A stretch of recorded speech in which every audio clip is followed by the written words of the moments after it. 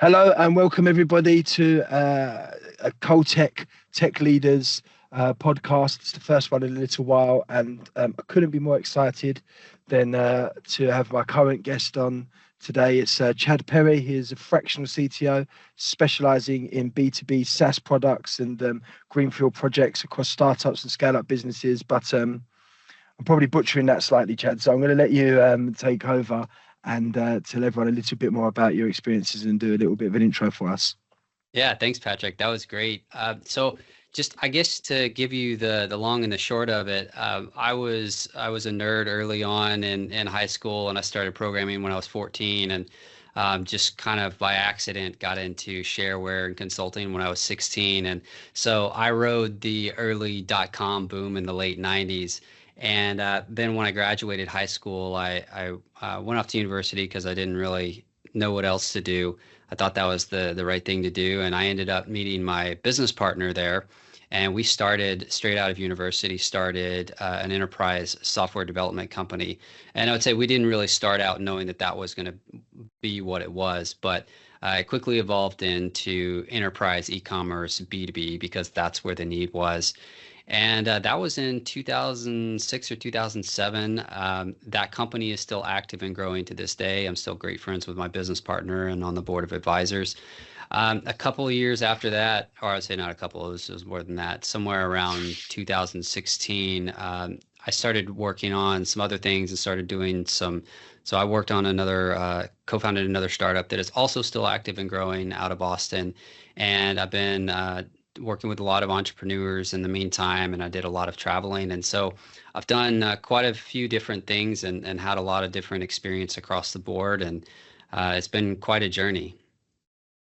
Yeah, no, it's I mean, we've been speaking for some time, so we've been going backwards and forwards for well over 6 months now, trying to get this arranged and get this done. So I'm really, really excited about, hearing all your experiences, starting a business, founding it, being on the board of directors now, and all the different types of projects that you've helped, businesses you've helped build, projects you've helped deliver, and everything else. I'm really, really excited to sort of unpack some of that. So the first thing that I would like to step into is around the sort of the people, the processes and technologies. So when you're looking at working with a business or starting a new piece of work or greenfield project, what steps do you take to ensure that the technology stack remains scalable and adaptable for future needs?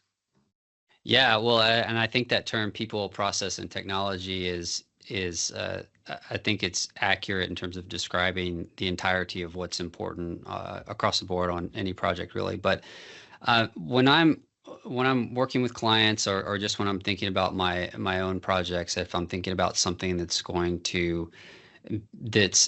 intended to ideally scale up and to be a going concern in the future, you have to balance. I mean, you know this. You have to balance what you need now and immediately, and getting across the finish line and just getting something up and running with your long-term concerns.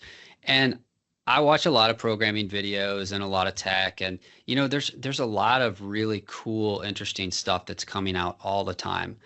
But I've been around long enough to see things like, I remember when Angular was new, and I remember when React was new. And so, you've got all these frameworks, and they all essentially can do the same things.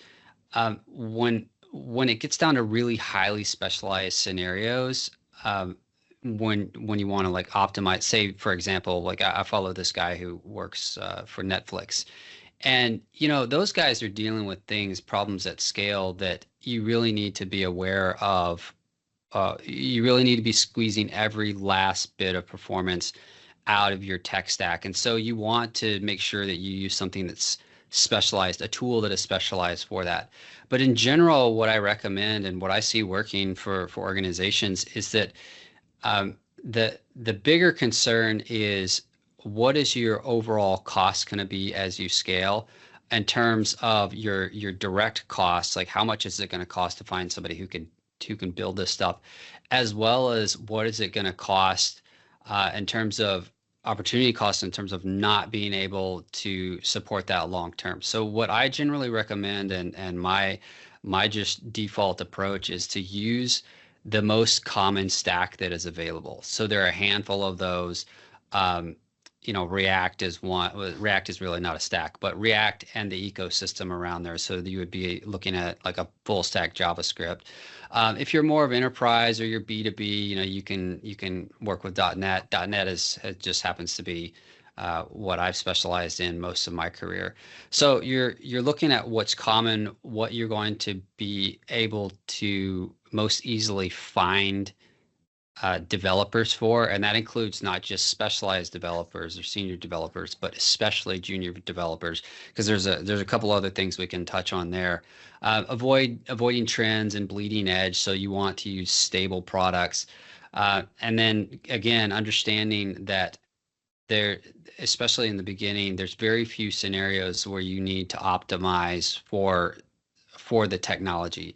You're almost always optimizing for the business first, unless maybe you're solving a very specific technical problem, like building something new, like a large language model. But that's a very specialized topic. Yeah, I think we're seeing so much. A lot of the businesses that we partner with, JavaScript stack, as the go-to, because obviously it's becoming, as you mentioned, it makes it much easier to scale and adapt for the needs and find the people to be able to do that. We've seen some people using different tech stacks recently, that's slightly older, and it hasn't worked out very well for them. So yeah, that is definitely something that you need to look at, is finding the right technology that's going to help you to scale, not just the actual technology, but the team as well, and not having it too niche. I think that's something that we're seeing a lot of. So, in terms of, you touched on sort of costs there briefly. We're looking at, as a startup or a scale up business, or a business going through scaling, we want to try and get more from less. We want to try and get as much out of our technology or out of our people or whatever else, without having to blow the budget. So with that in mind, what role does data analytics and metrics play in sort of your efforts to get more from less as you scale the business? Yeah, well, I'm thinking of two different things. The first is the relevancy of data analytics and metrics, and how much of that is relevant at what point in your journey, at what point in your life cycle. And the other is how you actually use that to get more for less. And I think that second point speaks more toward just your approach to efficiency in the organization and how you're running the business. So I'll come back to the first one. When you're starting something new versus when you're trying to scale up versus when you've got something that's you've got a large organization that's already up and running, you generally have a different set of concerns. And the founders that I work with, I've had these conversations recently within the last week in terms of what do we need in terms of analytics? Well, the answer to that is, what is the bare minimum that you can get by with that will give you insight into the critical components, or the critical answers to whether or not your business is working and whether or not the product is working. And then, as you scale up, you can start building that out organically. And of course, there are best practices. And if you look at, for example, a B2B SaaS, there are just loads of common metrics that you would want to use. But I would say, to answer your question, I think that the mindset of what are the fundamental things that are proving that this works, those are the places where you want to be able to measure. There are also a lot of off-the-shelf tools that you could use for things to get, I would say, to get low-hanging fruit. Like if you have an app and you want to be able to see, or a website, for example, you want to be able to see a heat map of where people are scrolling and things like that. That's low-hanging fruit. That's minimal cost, and that can actually give you a lot of insight. But if you're building an app and you have to put a lot of effort into building some sort of infrastructure or just even writing the code to collect a lot of analytics around things that you're not even sure are going to be worthwhile yet, I would say just step back and answer the question, like, what actually proves that this thing is working in a way that justifies continuing the investment. I forgot what the second point was that we were coming back to. I think it's just we're talking about the role that data analytics and metrics play to get more from this, and then we was going to look at. I just wanted to go back onto that point that you mentioned around data, stripping it back, because it's really, really important, especially even in a business like ours, having data-driven decisions and being able to look at things and see where things are going right and going wrong is really important. But another thing that you see so much of, and I really like that you mentioned stripping it back, is that people can overanalyze the data and have too many metrics in there, which then confuse what you're actually trying to understand from the data. So you mentioned that there's some common metrics that you can look at to understand how we can prove that something's working. So could you touch on that a bit more around in a B2B SaaS business, if you're going in there, what are the 2 or 3 key metrics that you're going to look at to just prove that this is working and this is the right way to go? Yeah, I've got a couple of different thoughts there, and I'm trying to sort them out because I had something here that. Let me touch on the high level first, because I think that would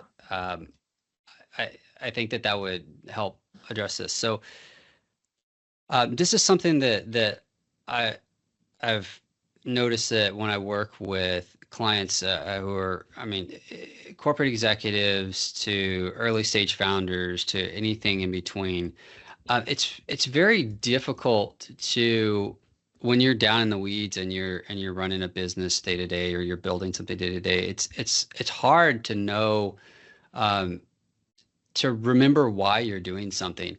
And so the almost always the conversations end up going back to this. So I always say that the things that you have to get right to build a product are also the things that you have to get right to do marketing, to get your sales right, because ultimately you're having a conversation either with your customer or with yourself or with your designer or with your developers around what it is that you're trying to do. And what it is that you're trying to do ultimately comes back around to the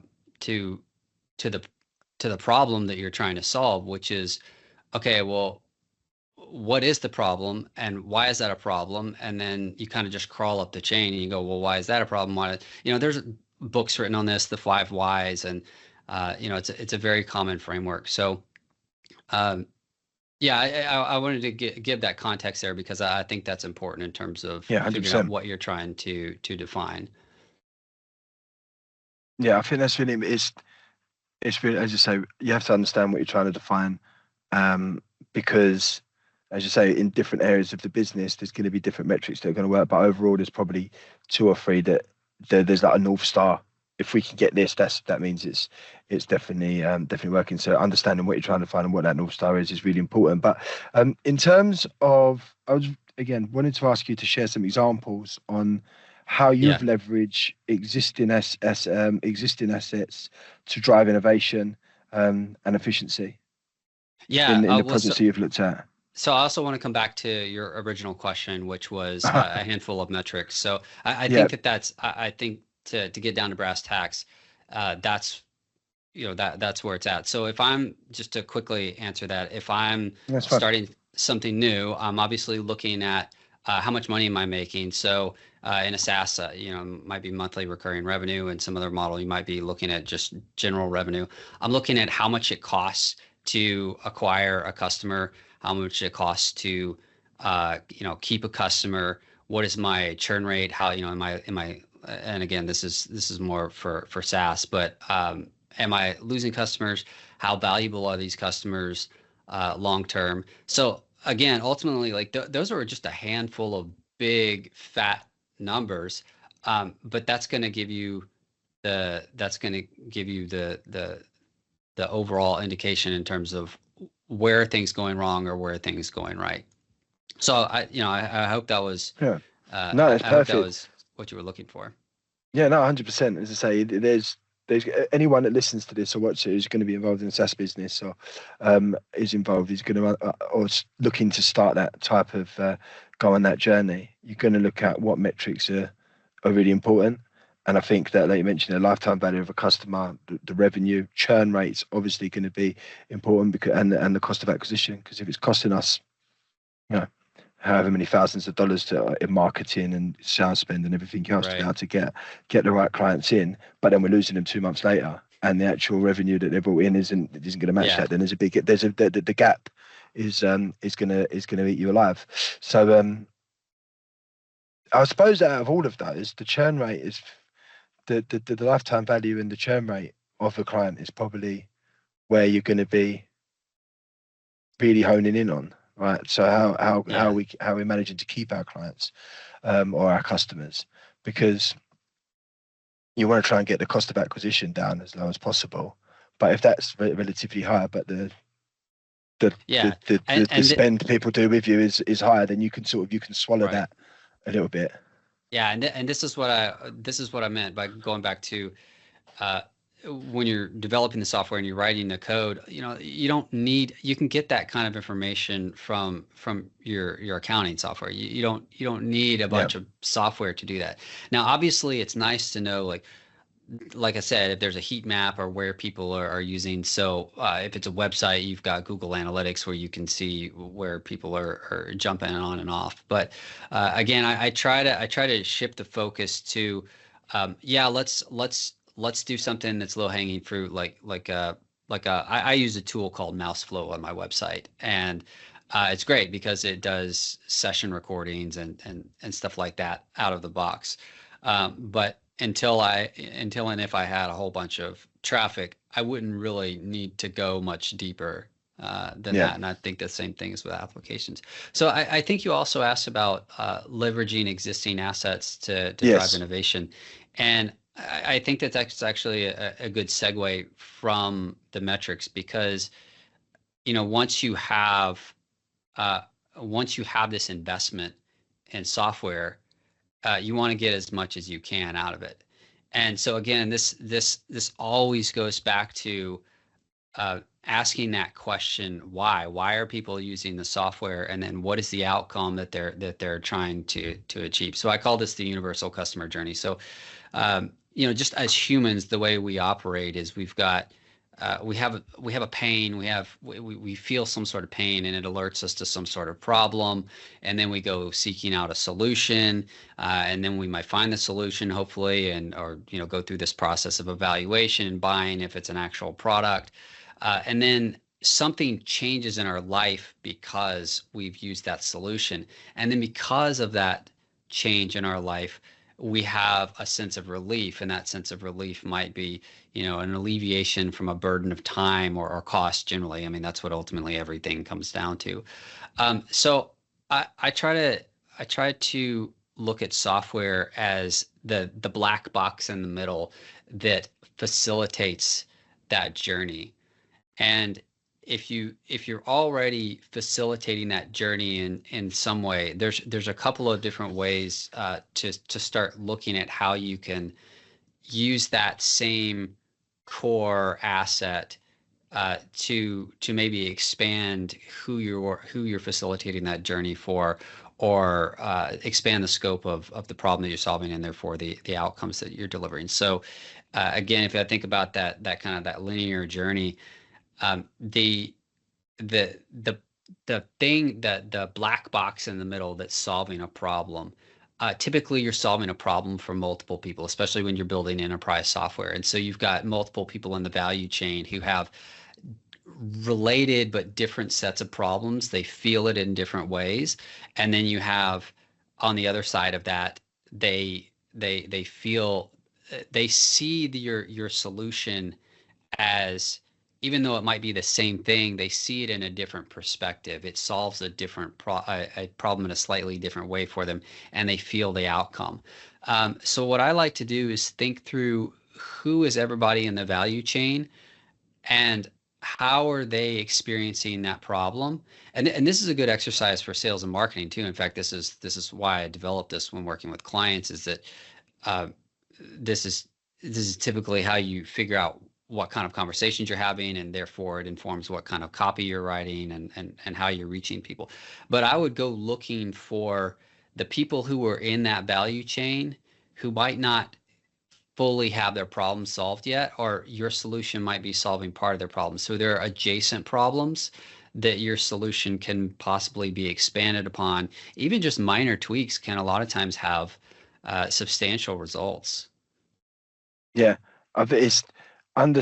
I really like what you mentioned there around understanding sort of the value chain and the people in there and in what pains they're feeling, and then how to tweak around, tweak those. That's really insightful, because do you find again that you'll find that like SaaS businesses or any company will be aiming at a sort of a target client, but will, rather than trying to solve their problem, they're trying to shove a solution in front of them that doesn't quite solve the issue that they've got. Does that make sense? Yeah, I'm sorry. Could you state that as a So question? you may, yeah. So have you? Fair enough. No, well, that was a question. I'm sorry, I didn't mean it to come across that way. I just meant, like, can you repeat that? Because I'm trying to yeah. understand what you're saying. So what I'm getting at is that you mentioned there's like a value chain in the business, so that your market, that you can use it in sales and marketing as well, but you're directing your service at, or your solution. You're talking about understanding some of the pains and making tweaks to your product to fit into, because you may be hitting some of it but not all of it. What I'm asking is, do you see a lot when you go into companies as a fractional CTO, or when you're partnering businesses, that rather than trying to solve someone's problem or tweak their services to that problem, do you see that companies are just trying to shove a solution in front of someone's face and say, this is what you want, rather than understanding the need? Yeah, yeah, and I mean, yeah, and Was that it's okay? Did I ask that in a question? that's actually in fact, I think that's the $1 million question, because I find that just as a human, and I do this too, even though I help other clients overcome this on my own projects.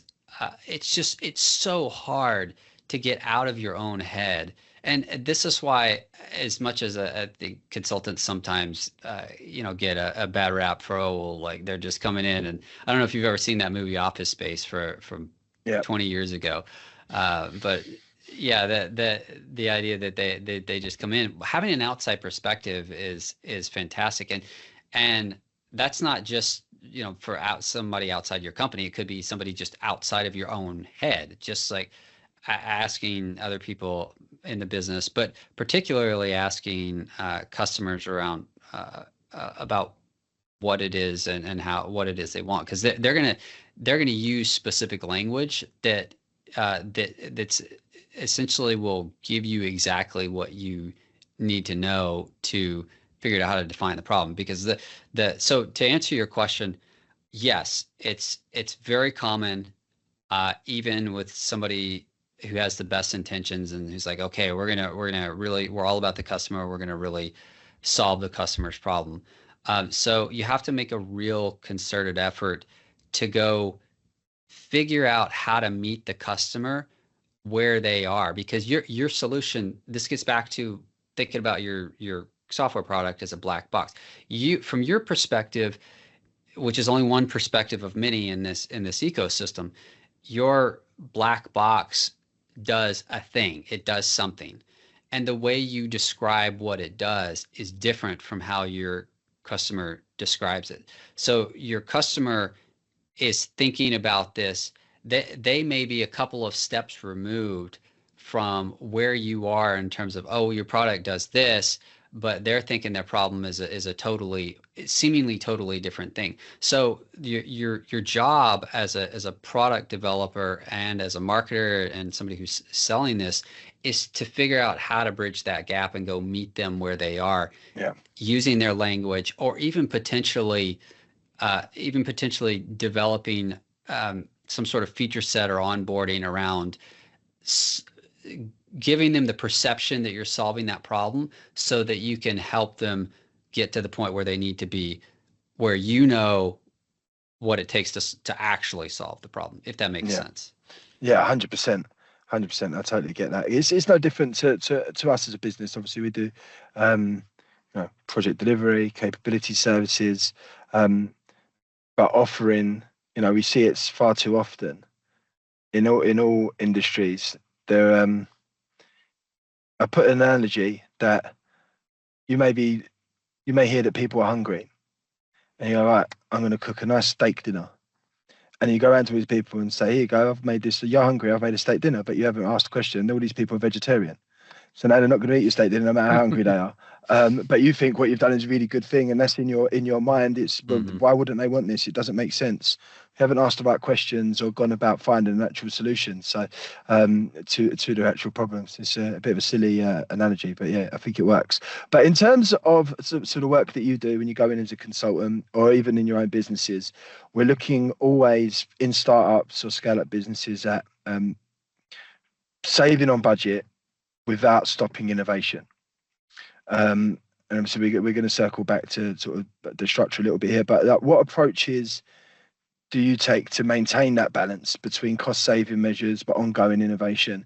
I'm speaking to a lot of uh, tech leaders. That's always the fine balancing act that they struggle with, and I'd like to understand how you go about solving that problem.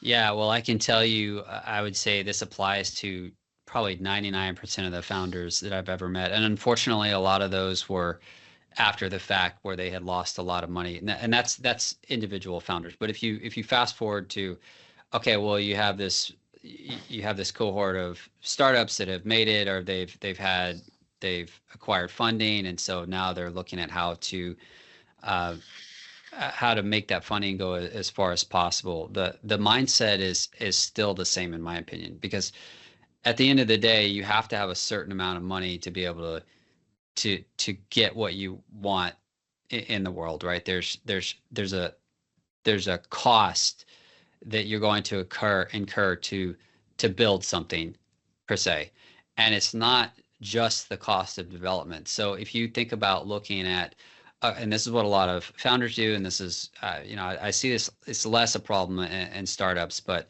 or in established startups, but you've got the option to go to India, for example, and get an completely offshore team, and they're going to be very inexpensive. I'm not going to say cost effective, inexpensive. And the reason I'm not going to say cost effective is because that's one end of the spectrum. But the total amount that it's going to cost you to build something is generally roughly the same. The difference is that when you find a way to go cheap in terms of direct costs, there's always an indirect cost, the overhead. So what I've found works the best for me and for my clients and other startups that I've studied that have been successful is that the number one thing to understand is that somebody has to own the idea and the product. And there's different terms for this when you actually hire somebody to do this, but it's like product owner. If it's a solo founder, uh, they're going to have to be that person. But the bottom line is there's a cost that must be incurred no matter what. And so essentially you're making the decision between direct costs and indirect costs. And that's a variable that you get to play with. So I like nearshore models because you have the same time zone, you don't have the cultural and the time disconnect. You can obviously hire people locally, but that's honestly becoming harder and harder to justify. So I guess my overall take on it would be make sure that somebody uh, owns the process, owns the concept, and is willing to take the time necessarily to thoroughly detail out what needs to be done and to communicate that, because the the the way people get into trouble is thinking they can just hire a cheap development team and roughly tell them what they want and then it'll be done. And the problem is that software is very, very nuanced, even seemingly seemingly simple software, and there's all kinds of things that have to go on the back end, and like, oh, was an email supposed to go out, and like, was there supposed to be a link in that email, and oh, well, what happens when the payment gets rejected, and that's an offline process, and how do your people plug into this, and there's just so many different things that Yeah. have to happen. Yeah, no, 100%. I'm totally with you around sort of where you get your resource, how you plan that, how you think about it, how that aligns with your current business. Because there's a large amount of what we do for clients, and that probably leads us on really nicely to something that I want to discuss around why startups look at fractional or nearshore project teams rather than sort of full-time staff when they're starting out. You touched on a couple of points there, but I want to try and unpack that a little bit more. So, what are the main benefits that startups can gain from fractional and nearshore teams? Yeah, well, I would say, to put a point on it, it would be, in my opinion, it's the best of both worlds, and both worlds being, you can hire everybody internally, or you can completely outsource everything to the lowest cost bidder, which is going to be halfway around the world if you're an American audience, or if you're, even in the UK, because I Yeah, know you guys go to Eastern Europe and Russia and China, and so the fractional model, I think, the is more and more the future. So if you think about what it is that you need, you need resources that are skilled and that ideally can hit the ground running.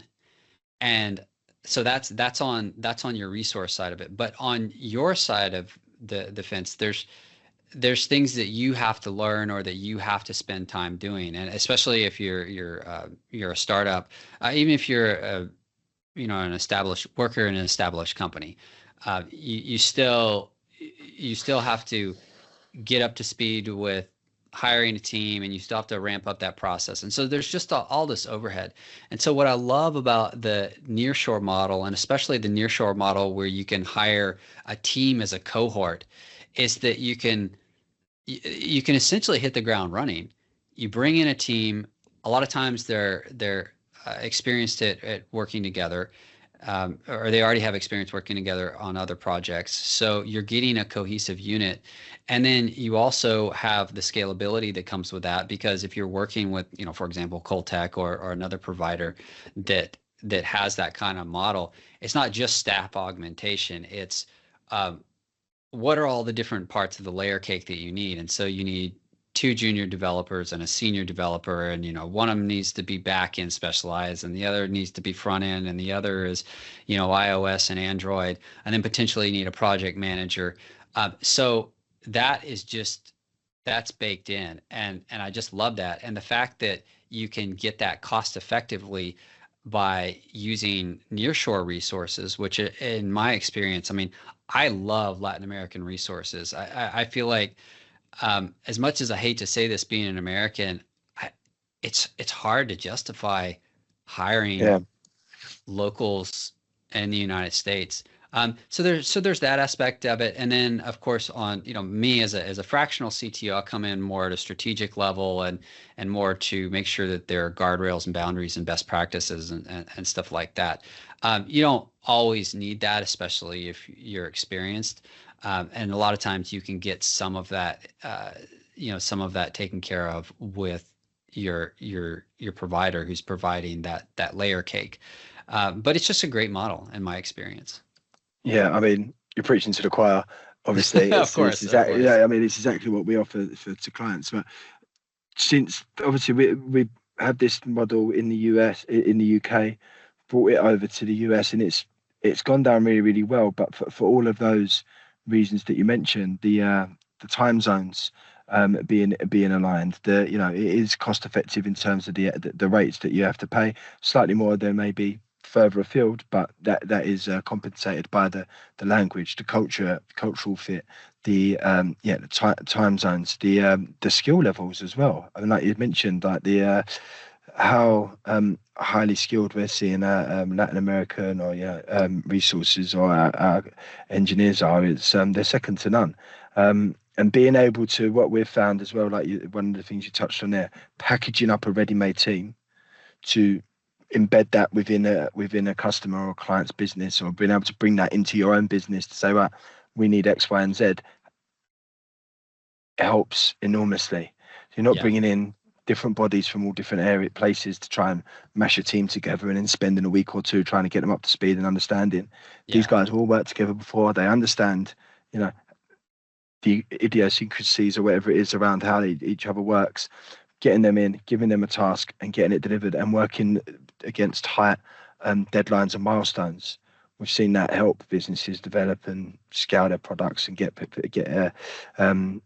things delivered so much faster. So, like, yeah, as I say, you're preaching to the choir. It's what we do as a business, but we're seeing such a huge uptake on it from our US clients because, like you say, and it is a shame, but the cost at times it's becoming a little bit unsustainable to hire full time or to look in the US because of the cost implementing implications of it, which is something that probably needs looking at.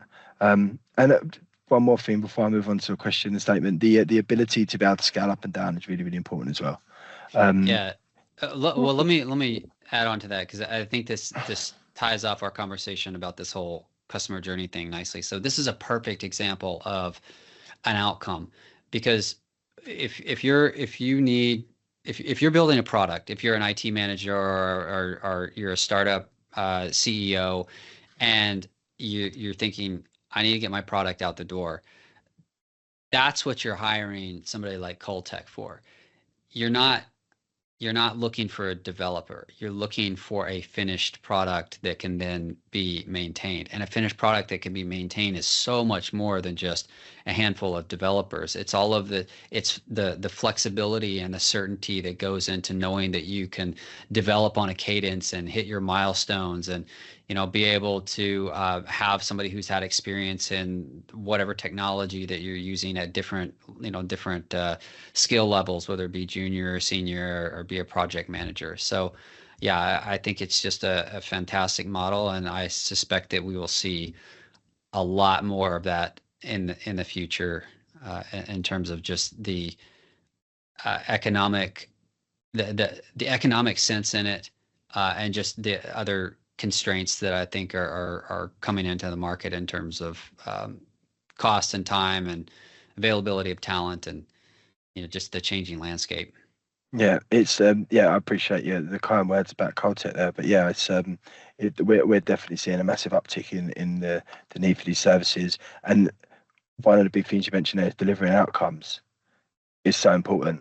We're not delivering, we're not supplying bodies or people. It's actually we're delivering a desired outcome for a business, which is helping them reach their business goals, which is so important. It's a real partnership. It's a real, you know, working hand in glove. So that's for me, it's everything that we want to trying to achieve as a business. In terms of advice that you would give, so if we've touched on quite a few points already around this, but I really wanted to get something from you around the advice that you'd give to startups considering fractional or nearshore teams. What advice would you give them to ensure successful collaboration and integration with their current team or their current business? Yeah, well, I mean, the first thing that came to mind was not directly related to the collaboration, but I'd like to touch on that as well. So the biggest piece of advice I would say when you're working with anybody to facilitate the delivery of a tech, a software product, a project in tech, however you want to frame it, is that you can't just casually throw this out there and expect it to happen. You have to be intimately involved in the process. But the way you do that is by making sure that you're extremely crystal clear about what it is that you're trying to do. And ultimately that comes back to discussion around the problem that you're trying to solve. But when you get down to the practical day in and day out conversations, I would say that the most effective thing you can do with your time, well, your time or with your employees' time, is to make sure that somebody really owns and is constantly thinking about what it is that's being built, because uh, there's really no substitute for that on the provider side. So even if you hire a fractional CTO, you're still talking about a fractional basis. I mean, like when I go help a client, the the best thing that I can do is to ask difficult questions that force my clients to answer things that they didn't want to think about, or answer questions that they didn't even know they had, so that they can make the proper plans and so that they can communicate the appropriate level of important detail to the provider, so that then the provider can be successful. But the provider doesn't know what it is that they don't have your vision, and you shouldn't expect them to. And even if they do get excited about it, it's still not it's still not wise on your part, to trust that your provider is going to own that vision, because that vision is the thing that you're providing of value to the world. Um, so that's I think that would suffice to really encompass everything, including the collaboration, because the collaboration is not going to work if you're not organized and efficient and prioritize and own it and put in the time on your end, or have somebody on your team who is willing to do that. Yeah, I think that's a big thing. So a lot of businesses that would look at nearshore teams or bringing in fractional help or project teams, or however you want to describe it, don't consider that they actually got to control it, prioritize that themselves as well, and actually work hand in hand with the provider. We see it so often. It's like, right, here's what we want you to do, go and do it, and then it comes back and like, oh no, we needed X, Y, and Z instead, or it's not, it doesn't get delivered. So it has to be a real partnership, and actually someone, like you mentioned, within that business has to take ownership of the Mm-hmm. process.